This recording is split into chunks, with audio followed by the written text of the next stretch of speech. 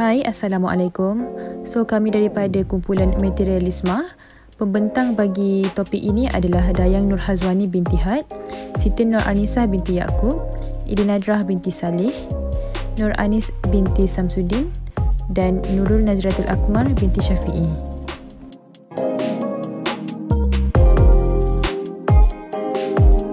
So, apa yang kita akan bincangkan dalam video ini adalah pertama, pengenalan materialisme, kedua, definisi materialisme, tiga, sejarah materialisme, empat, ciri-ciri materialisme, lima, ahli falsafah materialisme, enam, materialisme dari sudut Islam dan akhir sekali, kesimpulan. Okey, sekarang kita akan mulakan dengan pengenalan materialisme. Materialisme adalah sejenis fahaman falsafah yang mendakwa bahawa sesuatu perkara yang benar itu adalah perkara yang berjirim dan berjisim. Dengan kata lain, materialisme merupakan satu fenomena yang berlaku adalah disebabkan adanya sifat jirim atau kesan daripada perkara berjirim dan nyata. Kepercayaan materialisme merupakan sebahagian penyelewengan yang berlaku semenjak tamadun awal manusia yang mempercayai kewujudan hanyalah melalui unsur nyata dan realiti. Fahaman ini menolak kewujudan spiritual, metafizik dan unsur gaib. Segala yang dimiliki di dunia ini akan dikorbankan demi memuaskan nafsu diri yang terus bergelora. Bagi mereka, dunia ini adalah segalanya dan beranggapan bahawa akhirat itu hanya angan-angan kosong sahaja yang akan menjadi racun kenikmatan dunia. Oleh itu, dakwah berperanan sebagai satu kaedah atau metod yang diharapkan dapat menjadi pembendung kepada fahaman ini daripada berlaku dalam gaya hidup seseorang. Kita pergi kepada definisi materialism. Menurut Kamus Oxford's Advanced Learner, materialism membawa maksud teori-teori atau kepercayaan terhadap hanya material sahaja yang wujud di dunia. Manakala, materialism dari sudut falsafah memberikan maksud bahawa semua fakta atau hakikat termasuk hakikat yang berkaitan dengan pemikiran manusia, kecenderungan dan sebab akibat sejarah manusia adalah semuanya bergantung kepada proses fizikal atau benda. Seterusnya kita lihat kepada sejarah perkembangan materialism. Perkembangan materialism ini sudah wujud pada zaman Yunani lagi. Ahli falsafah Yunani yang mengembangkan materialism ialah Demokritus dari Abdera yang hidup sekitar tahun 460 sebelum Masihi. Materialism yang dikembang dan dianuti oleh ahli falsafah Yunani ini kemudiannya telah mempengaruhi perkembangan falsafah dan tamadun barat. Ahli falsafah barat yang pertama menganuti materialism ialah Thomas Hobbes. Pada abad ke-18 dan 19 Masihi ini, materialism memasuki fasa yang lebih radikal bahkan mempunyai pengaruh yang besar dalam perkembangan ilmu, sains dan tamadun barat moden. Kelahiran teori evolusi yang dikembangkan oleh Charles Robert Darwin, seorang ahli biologi British, telah mempengaruhi beberapa pemikiran falsafah barat, antaranya teori evolusi Darwin. Ia telah mengajarkan bahawa semua makhluk yang wujud di alam ini dipengaruhi oleh berbagai-bagai proses alamiah, berevolusi dan berkembang dengan sangat sederhana menjadi beberapa jenis makhluk baru yang kompleks. Makhluk baru ini berevolusi juga menjadi jenis-jenis baru yang bertambah kompleks lagi dan kemudian dalam jangka waktu beratus-ratus tahun terjadi jenis-jenis makhluk yang paling kompleks seperti kera dan akhirnya menjadi manusia. Darwin sendiri juga telah menyifatkan dirinya sebagai seorang agnostik, iaitu menafikan adanya wujud ilahi dan kewujudan Tuhan. Manusia dilihat hanya menurut hukum-hukum alam, kimia dan biologi sehingga manusia ini dikatakan seolah-olah sama seperti haiwan, tumbuhan dan benda lain.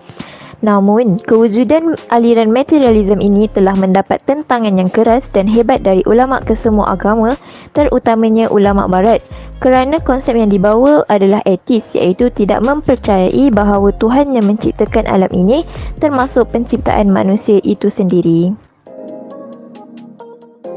Seterusnya ialah ciri-ciri materialism. Terdapat 5 ciri-ciri materialism. Yang pertama ialah segala yang ada dan wujud berasal dari material. Apa yang difahamkan oleh pemahaman materialism ini ialah sifat kebendaan dari segi mengutamakan soal-soal kekayaan harta benda. Yang kedua, tidak meyakini adanya alam gaib. Fahaman ini mempercayai kewujudan hanya dalam bentuk kebendaan sahaja. Yang ketiga ialah menjadikan panca indera sebagai satu-satunya alat mencapai ilmu oleh kerana mereka hanya mempercayai apa yang wujud di depan mata. Jadi fahaman ini menjadikan panca indera sebagai alat untuk mencapai ilmu. Yang keempat ialah meletakkan ilmu sebagai pengganti agama dalam peletakan hukum.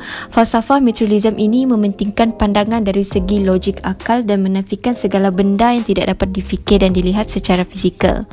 Yang kelima ialah menjadikan kecenderungan dan tabiat manusia sebagai akhlak. Fahaman ini menjadikan manusia sebagai role model dalam pembentukan akhlak dan mempengaruhi perilaku seseorang individu. Saya akan teruskan dengan ahli-ahli falsafah materialisme atau tokoh-tokoh materialisme. Antaranya ialah Demokritus. Beliau hidup pada 460 sebelum Masihi sehingga 360 sebelum Masihi dan lahir di Abdera di pesisir terakhir Yunani Utara. Demokritus dikenali sebagai laughing philosopher. Ini kerana dia merupakan seorang yang dikenal suka tertawa dan dianggap bapa materialisme oleh William A. Shackleton. Beliau merupakan anak didik dari Leucippus, iaitu di mana pendiri mazhab materialisme, dan juga mengembangkan pemikiran tentang atom di mana yang begitu kecil sehingga manusia tidak dapat melihatnya. Mereka berpendapat bahawa atom adalah unsur-unsur yang berbentuk realitas. Demokritus juga menulis tentang ilmu alam, astronomi, matematika, sastra, epistemologi dan etika.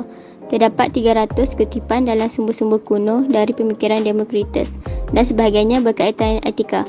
Sayangnya, tidak satu pun karya dari Demokritus yang disimpan. Antara contoh karya beliau ialah Man of the Same Name dan juga Existence. Selanjutnya ialah Ludwig Andreas Feuerbach.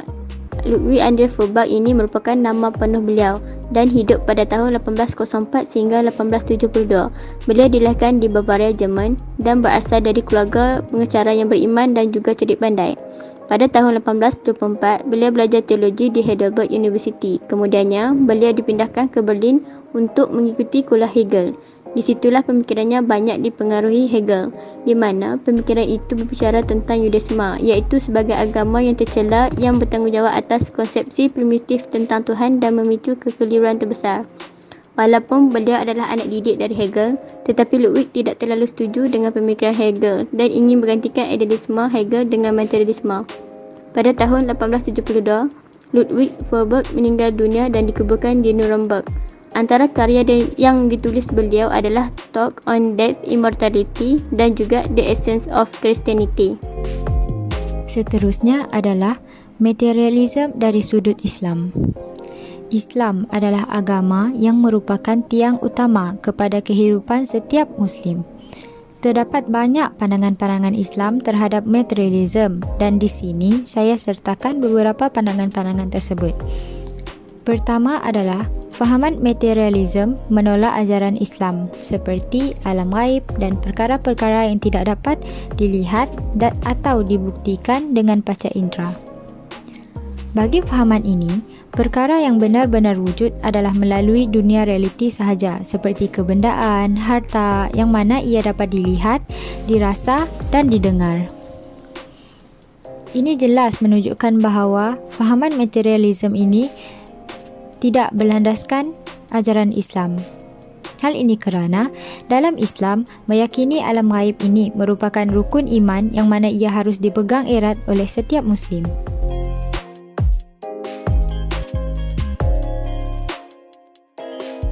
Oleh itu dapat kita simpulkan bahawa materialism mempunyai cara berfikir kebendaan, yakni mereka cenderung memiliki pemikiran bahawa jika kita tidak mempunyai wang dan material, berarti kita tidak memiliki apa-apa. Akibatnya, orang seperti ini tidak menghargai perkara lain yang sama pentingnya dengan wang dan harta benda, iaitu kesabaran, kebahagiaan, pengorbanan dan banyak lagi. Tambahan pula, materialism merupakan orang yang mempunyai fahaman bahawa Allah SWT dan hari kebangkitan itu tidak wujud. Bahkan mereka ini hanya ada di dalam dunia fikiran dan kesenangan mereka sahaja yang mementingkan kebendaan.